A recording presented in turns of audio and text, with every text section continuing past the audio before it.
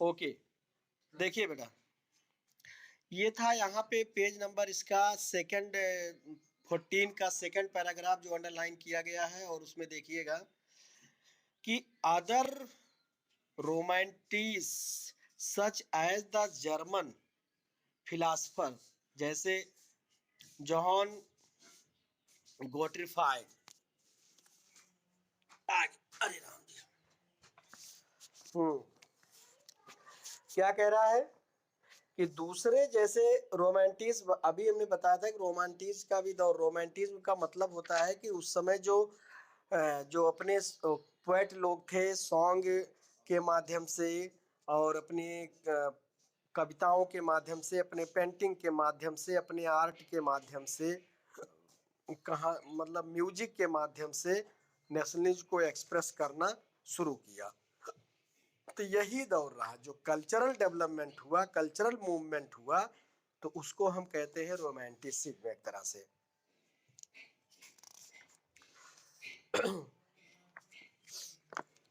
ऐसे हमारे यहाँ इंडिया में मिडिल के दौर में जो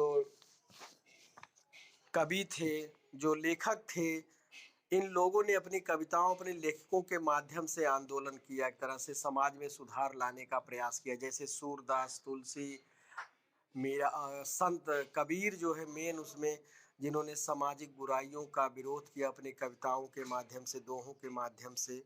तो मुंशी प्रेमचंद हैं, इन्होंने अपने उपन्यास और तमाम के माध्यम से समाज में जो किसानों और उसके प्रति अत्याचार होते थे और सब इसका लिखा। तो ऐसे ही तो German philosopher John the Gottfried Herder 1744 to 1803 claimed that true German culture was to be discovered among the common people। उन्होंने इस तरह के क्लेम का मतलब होता है एक तरह से शिकायत, हाँ, कि German culture was true German culture, मतलब एक जो सत्य जर्मन कल्चर है, जो एक जर्मन का अपना सांस्कृतिक है, संस्कृति है, वो discovered Yamang the common people, किसके बीच में? आम लोगों के बीच में उसे खोजा जा सकता है। जैसे दास वोल्क, ये उनकी एक तरह से बुक थी, इट वाज दो फोल्क सॉन्ग। क्या है? यद्यप दास बोल के एक फोल्क सॉन्ग था, एक ग्रुप गीत था जो लोग वहाँ के लोग आप, हाँ, मतलब जो कॉमन पीपुल, जैसे आज हमारे यहाँ पे है तमाम कजरी लोग गाते हैं और ऐसे फागुल फाल्गुन गाते हैं, तो ये सब लोकगीत है, ग्रुप में गाए जाने वाले सब folk poetry and folk dances that the true spirit of the nation। यही जो है राष्ट्र के प्रति एक सच्ची जो है इस स्पिरिट, मत, हाँ, आत्मा, या उस नेशन के कल्चर को शो करते हैं। The folk dance that the true spirit of the nation, भोल, उसे क्या कहा गया? भोल्क सेजिस्ट वाज पॉपुलराइज्ड, फेमस होना। So collecting and recording these forms of folk culture was essential. इसलिए इन सब, ये जो फोल्क कल्चर है, जो लोकगीत है, लोक कविताएं हैं, डांस है, म्यूजिक लोगों के, तो इस सांस्कृतिक विरासत को कलेक्टिव करना, उसको प्रिजर्व करना, नेशन बिल्डिंग, एक राष्ट्र के निर्माण में बहुत इम्पोर्टेंट है।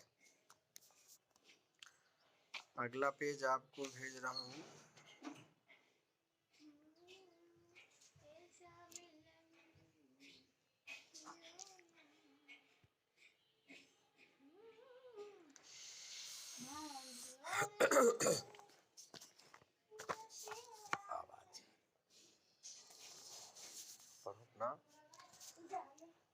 नेक्स्ट है आपका 15 पेज पे, द एम्फेसाइज या emphasis on vernacular language. Vernacular मतलब लोकल लैंग्वेज, लोकल लैंग्वेज को बढ़ावा देना, जिसको एम्फेसाइज मतलब कहते हैं एनकरेज करना, and the collection of local folklore, local मतलब स्थानीय जो लोकगीत थे उनको एक कलेक्ट करना, लोक संगीत जिसको कहते हैं लोक साहित्य, समझे ना, was not just to recover an ancient national spirit, कह रहा was not, इन सबको कलेक्ट करने से ही एंशियंट स्पिरिट जो एक प्राचीन राष्ट्र की धरोहर है, राष्ट्र की एक गरिमा आत्मा है, कह सकते उसको, वही नहीं है रिकवर करना, उतना ही पर्याप्त नहीं है, but also to carry the modern nationalist, मतलब प्राचीन सभ्यताओं को, प्राचीन कल्चर को ही कलेक्ट करना, रिस्टोर करना पर्याप्त नहीं है राष्ट्र के लिए। आधुनिक मॉडर्न नेशनलिस्ट मैसेज जो आज नए राष्ट्रवादी संदेश हैं उनको भी लेके साथ चलना, टू लार्ज ऑडियंस, काफी संख्या में जो लोग हैं उनको बताना, संदेश देना, हु वर मोस्टली इलिटरेट, जो ज्यादातर अशिक्षित हैं, non educated person, this was specially so in the case of Poland, मुख्यतया किसमें, पोलैंड में, which had been partitioned at the end of the 18th century, which had been partitioned मतलब जिसका भी डिवाइड हुआ है, जो बटा हुआ है, और end of the 18th century, 18वीं शताब्दी के अंत में, by the great power Russia, Prussia and Austria, किसके द्वारा, रसिया, पुरुषिया और ऑस्ट्रिया ने जो पोलैंड को डिवाइड किया, even though Poland no longer existed as an independent territory, और कह रहा है इवन दो, यद्यप पोलैंड जो है no longer existed as an, ज्यादा समय तक जो है वो एक स्वतंत्र टेरिटरी के रूप में नहीं रह सकता, national feeling were kept alive through music and language, राष्ट्रीय भावना जो है क्या है, केप्ट अलाइव, मतलब वहां एक तरह से जीवित रह सकती है, लोगों के अंदर उसे जगाए रह सकती है, किसके माध्यम से, म्यूजिक और लैंग्वेज, संगीत और भाषा के माध्यम से। द करोल कल्प्रिंस्की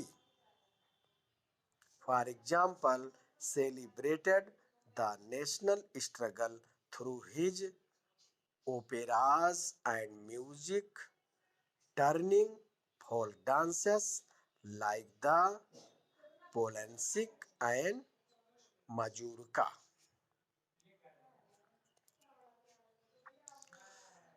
कह रहा है इसमें Karol Kurpinski for example, example के स्वरूप, ये नाम है फिलहाल, Karol Kurpinski celebrated the national struggle, राष्ट्रीय संघर्ष को एक तरह सेलिब्रेट करना, through his operas and music, संगीत के माध्यम से, गीत के माध्यम से, हाँ नाटक है, और turning folk dances, group dance जो है, लाइक द पोलेंसिक एंड मजूरका, ये डांस है मतलब के रूप है, नाम जो दिया गया यहाँ पे, पोलेंसिक और मजूरका, इनटू नेशनलिस्ट सिंबल, एक राष्ट्र सिंबल के रूप में, एक राष्ट्र के सूचक के रूप में। नेक्स्ट पैराग्राफ हमारा, the language too played an important role in developing nationalist sentiments, कह रहा है नेशनलिस्ट सेंटीमेंट मतलब राष्ट्र की भावना, राष्ट्र के प्रति प्रेम की भावना को विकास करने के लिए लैंग्वेज भी एक बहुत बड़ा स्रोत है, बहुत बड़ा सोर्स है या प्रेरणा स्रोत जिसको कह सकते हैं।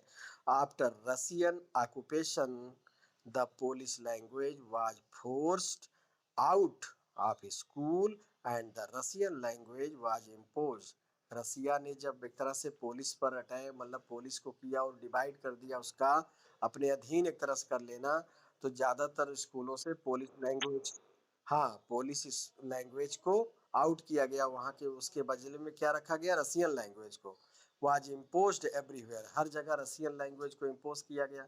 इससे क्या होगा कि जो पोलिश कल्चर थी धीरे धीरे समाप्त हो, जैसे हम लोगों के यहाँ हिंदी की जगह पे इंग्लिश होना शुरू हो गया ब्रिटिश के समय, तो हिंदू कल्चर समाप्त होते गए, पश्चिमी कल्चर आते गए, हम लोग अपनाते गए, वही चीज का हुआ। तो जब कोई किसी के ऊपर अटैक करता है तो सबसे पहले मतलब उसका होता है कि उसकी सांस्कृतिक कल्चर विरासत को पहले तोड़ा जाए। आम लोग के अंदर जब वो भावना बैठ जाएगी तो किसी चीज को विस्तार करने में काफी हेल्प होता है। तो वही सबने किया।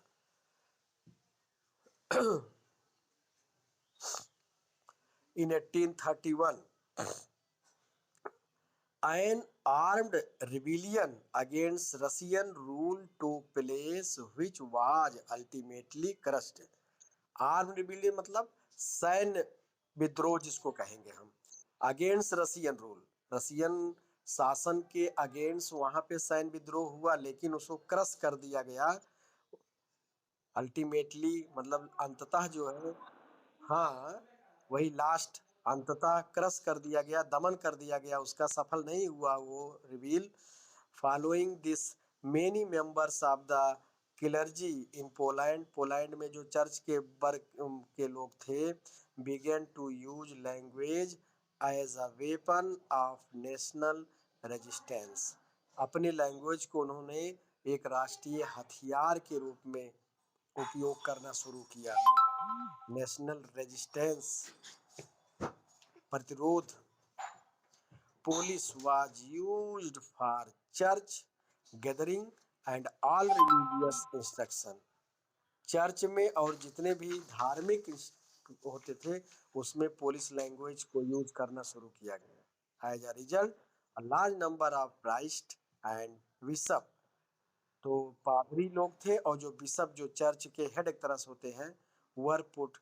जी हाँ वही मतलब चर्च का हेड का मतलब, जैसे अब जैसे आर्क बिशप बोलते हैं या कैथोलिक चर्च होता है जो, और तो जैसे हम लोग के यहाँ, हाँ बस वही धर्म अध्यक्ष ही मान लो।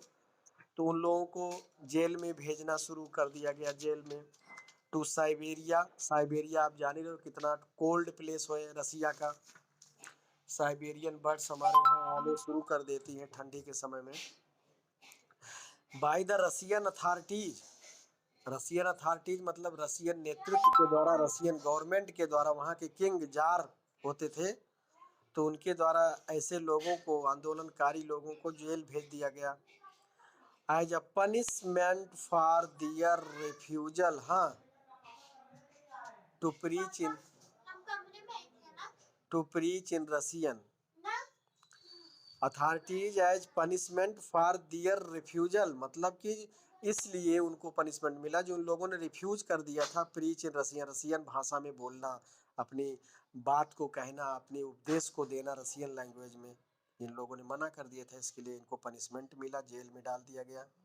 The use of Polish came to be seen as a symbol of the struggle against Russian dominance, और इस तरह से पुलिस लैंग्वेज का उपयोग जो है रसियन डोमिनेंस, रसियन प्रभाव के अगेंस्ट में जो है उपयोग, हथियार के रूप में उपयोग किया गया। तो लैंग्वेज भी बहुत बड़ा योगदान करता है। हम लोग खुद इंडियन मूवमेंट में भी लैंग्वेज हमारी काफ़ी योगदान की, भाषा, अपनी भाषा में जब हम आंदोलन चलाए, जैसे लिखा हुआ है भारतेंद्र हरिश्चंद्र ने ना, निज भाषा उन्नति सब भाषा को, ऐसे करके है, फिलहाल याद नहीं आ रहा है। तो अपनी भाषा में कोई बात कहना, अपनी भाषा में कोई बात समझना सबसे ज्यादा प्रभावी होता है। तो वंदे मातरम, जन गण मन, अदर गीत, ये सब एक तरह से यही है रोमांटिसिज्म जिसको हम कह रहे हैं। तो हमारे यहाँ भी रविन्द्रनाथ टैगोर थे, अपनी कविता के माध्यम से, अदर पेंटर्स, अदर चीजें लोग थे। तो सब ऐसा नहीं, सब लोग हाथी लाठी डंडा और इन्हीं से अलग अलग जैसे जिनका था सब लगे हुए थे। अगला हेडिंग है हम लोगों का hunger, hardship and popular revolt.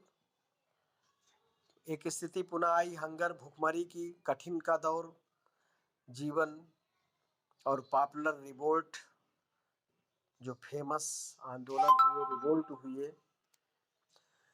जैसे कोरोना के दौर में हंगर, हार्डशिप, लोगों के जॉब छूट गए, तो एक तरह से परेशानी हो गई, भुखमरी का दौर हो गया और जीविका चलाने की समस्या हो गई। लेकिन ये स्थिति उस समय थी जब फसल भी अच्छी नहीं हुई और प्राइस बहुत बढ़ गया, दाम देखोगे। The 1830 were years of great economic hardship in Europe. ध्यान दीजिएगा, यूरोप में 1830 की जो समय था ये बहुत आर्थिक तंगी का समय था। The first half of the 19th century, कह रहा first half of the 19th century, 19वीं सदी का आधा, saw an enormous increase in population all over Europe. ये बातें हम पहले भी आपको पढ़ा चुके हैं कि पूरे यूरोप में जनसंख्या काफी तेजी से ग्रोथ किया। In most countries there were more seekers of job than employment. कह रहा है कि देन एम्प्लॉयमेंट मतलब रोजगार की अपेक्षा कई गुना जो है जॉब की जरूरत पड़ गई। जॉब को लेने वाले अर्थात बेरोजगार, जैसे हमारे इंडिया में है, रेशियो एकदम अनइवन है। एम्प्लॉयमेंट कम है, रोजगार कम है और बेरोजगार ज़्यादा है, क्योंकि जनसंख्या सबसे बड़ा कारण है इसका। Population from rural areas migrate to the cities to live in overcrowded slum. गांव से जनसंख्या, गांव से लोग पलायन किए शहरों की तरफ जॉब की तलाश में। अब शहरों में उतने मतलब रैपिडली जो है, हमने क्या बोला था बनाने के लिए सब चीज, तो वो उस रेशियो में वहां पे हाइजीनिक व्यवस्था नहीं थी, साफ सफाई सबके लिए, टॉयलेट और रूम। तो स्लम, स्लम मतलब गंदी बस्ती जिसको कहते हैं, मलिन। Cities to live overcrowded slum, overcrowded मतलब कि अत्यधिक भीड़ भाड़ वाला, जैसे कि एक एक रूम में 10-10 लोग हों, लैट्रिन की व्यवस्था ना हो, साफ सफाई। Small producers in towns were often faced with stiff competition from imports of cheap machine. छोटे छोटे जो उत्पादक स्मॉल स्केल इंडस्ट्रीज वाले थे वो भी जो है कस्बों में जो है सब प्रॉब्लम झेल रहे थे, क्योंकि वो from imports of cheap machine, सस्ते सस्ते मशीन का आयात, मेड गुड्स फ्रॉम इंग्लैंड।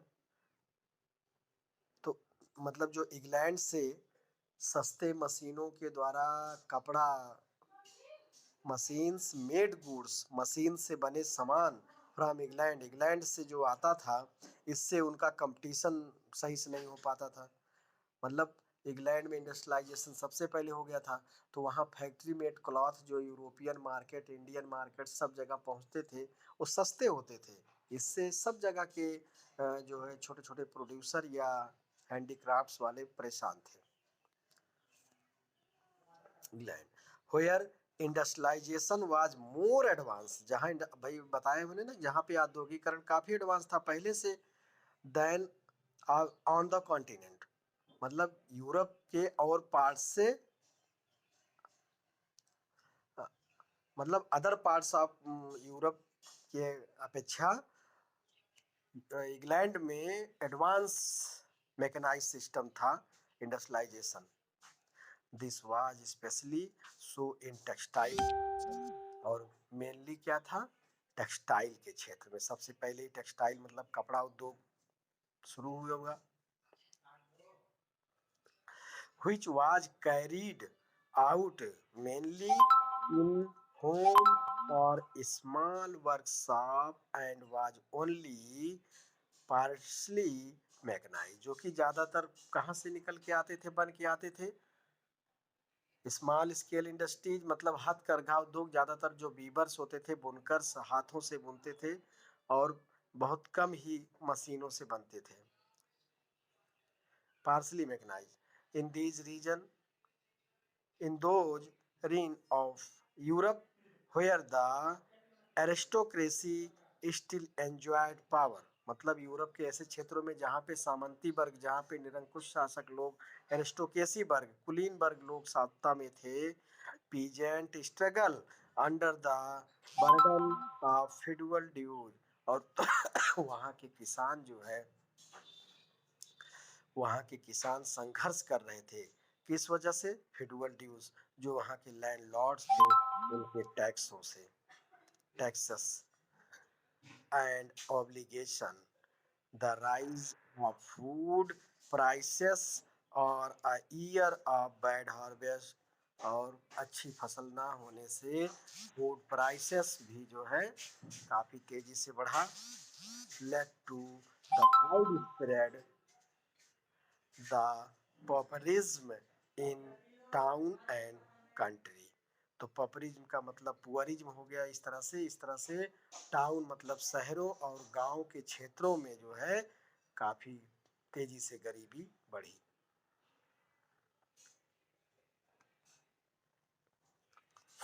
अगला पैराग्राफ है, the year 1848 was one such year.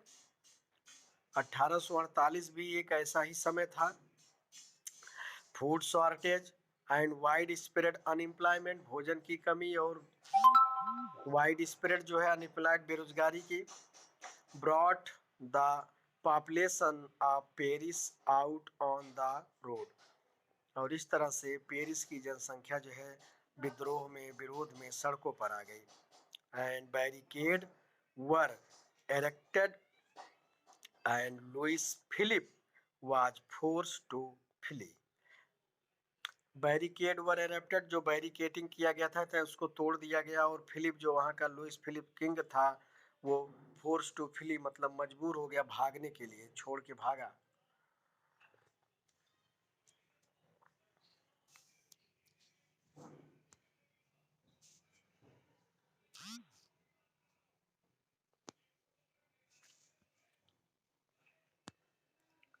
Attendance भेज दीजिएगा बेटा, एक लोग अटेंडेंस दे दीजिए।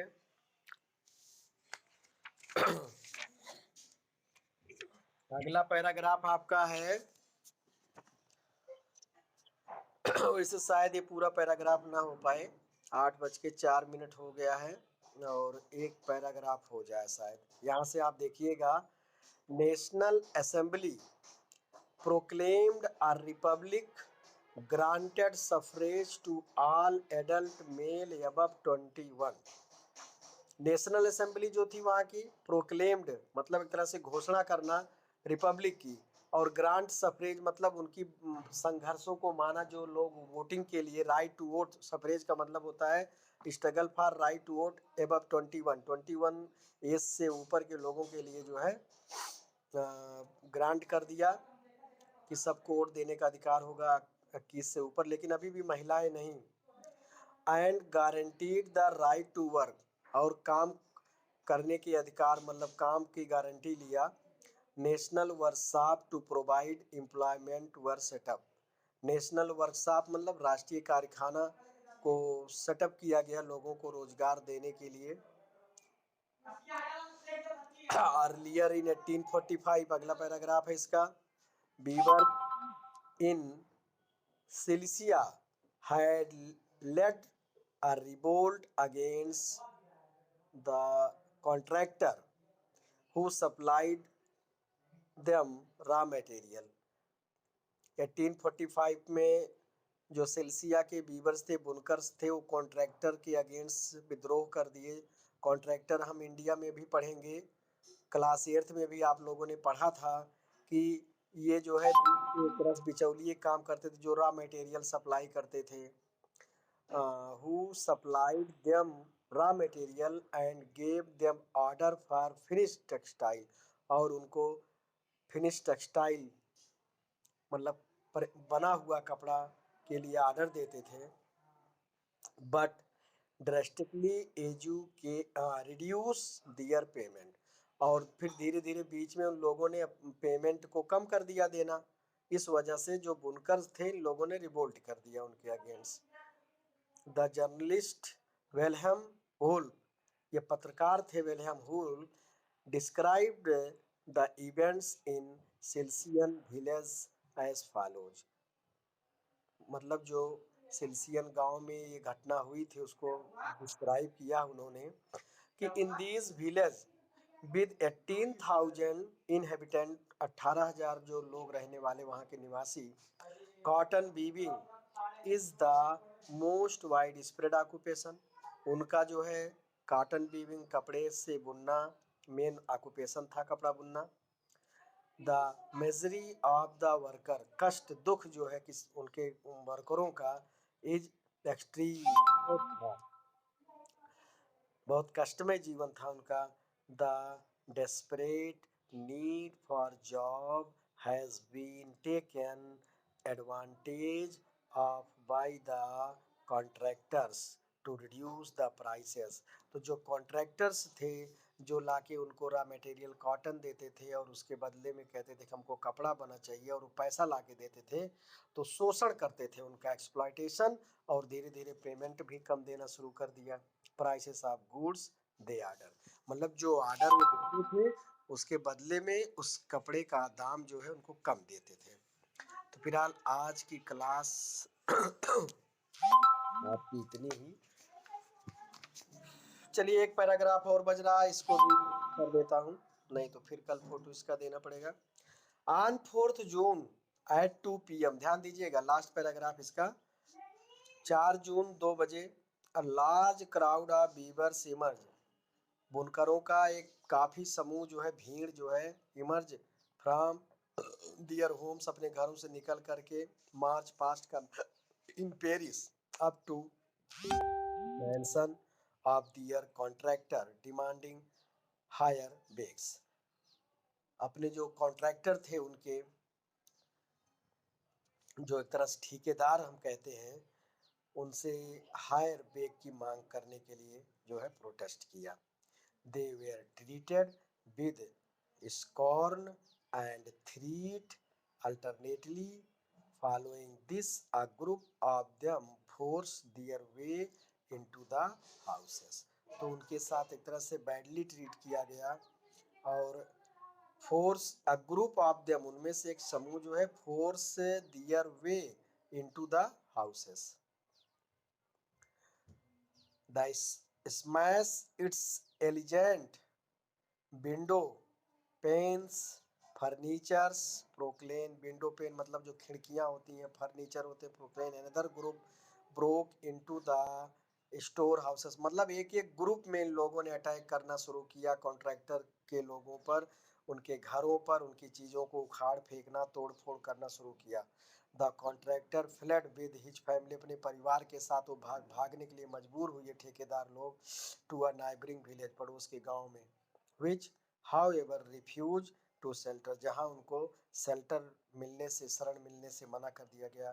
सच अ पर्सन, ऐसे लोगों को, ही रिटर्न 24 आवर, वो लोग पुनः 24 घंटे में वापस, having the requested the army, मतलब सेना के साथ, in the exchange followed 11 weavers were shot, और इसके बदले में लोग 11 वीवर्स मतलब 11 जो है बुनकरों को गोली मार दी गई थी।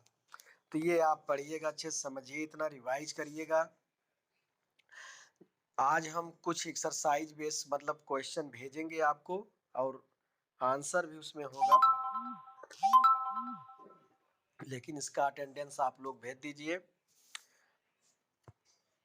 अच्छे से समझिए जरूर जितना पढ़ा दिया जा रहा, क्योंकि ये दोबारा रिपीटिंग नहीं होगा।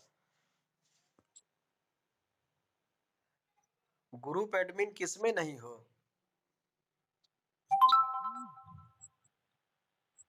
नहीं तो एडमिन केवल इसमें बोला गया है ना, असाइनमेंट ग्रुप में ना। हाँ, तो असाइनमेंट में आपको नहीं कुछ भेजना है, असाइनमेंट में केवल टीचर भेजेंगे, क्योंकि सारा ग्रुप भर जाता है ना। अच्छा, असाइनमेंट में टीचर की तरफ से रहेगा, तो कभी भी जरूरत पड़ेगी उसको खोज के दे दिया जाएगा, नहीं तो कितना कौन भरता जाता है इतना कि मोबाइल आप लोग उस ग्रुप में दीजिए, अपने क्लास ग्रुप में। इसीलिए तो असाइनमेंट ग्रुप सबका बंद कर दिया गया, उसमें केवल टीचर डालेंगे। हाँ, मैसेज जो जाएगा उसमें आपको भी देखने को मिलेगा, असाइनमेंट में भी आप लिख पढ़ सकते हैं, पूछ सकते हैं अपने क्लास ग्रुप में। तो पार्टिसिपेंट्स अभी तो 12 दिख रहे हैं, इसके पहले का किसी ने डायग्राम दिया है, किसी ने फोटो भेजा था? फिलहाल ये बहुत संख्या हमें अच्छी नहीं लग रही है और मेरा क्रोध बढ़ता जा रहा है, ये जान लीजिए। नहीं, ये 15-16 मुझे बिल्कुल पसंद नहीं है, क्योंकि ये अटेंडेंस फिर जान लेना 10th के लिए बहुत दिक्कत पड़ेगा, क्योंकि ये 9th 8th क्लास नहीं है, ये 10th क्लास है। 10th में ना संख्या बढ़नी है ना घटनी है।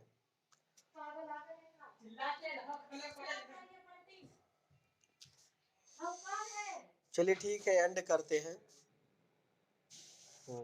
अभी देखते हैं मैथ्स के क्लास में कितने लोग रह रहे हैं, तब फिर बताते हैं हम।